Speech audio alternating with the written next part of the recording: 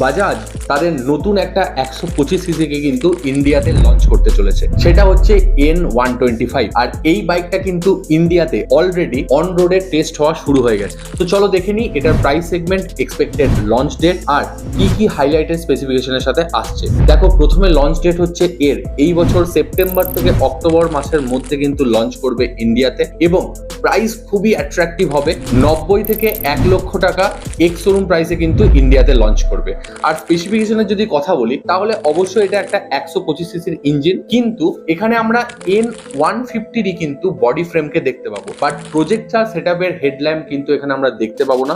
এখানে আমরা multi reflector LED সেটআপের headlight দেখতে পাচ্ছি। এর সাথে আমরা এক্সপেক্ট করতে পারি যে ফুললি ডিজিটাল মিটার কনসোল হতে চলেছে, যেখানে আমরা ব্লুটুথ কানেক্টিভিটি পাবো। আর এর যদি ফুল আরো ডিটেলস ভিডিও দেখতে চাও তাহলে কিন্তু কমেন্ট করো, আর অবশ্যই বাংলায় এরকম ভিডিও দেখার জন্য চ্যানেলটা সাবস্ক্রাইব করো।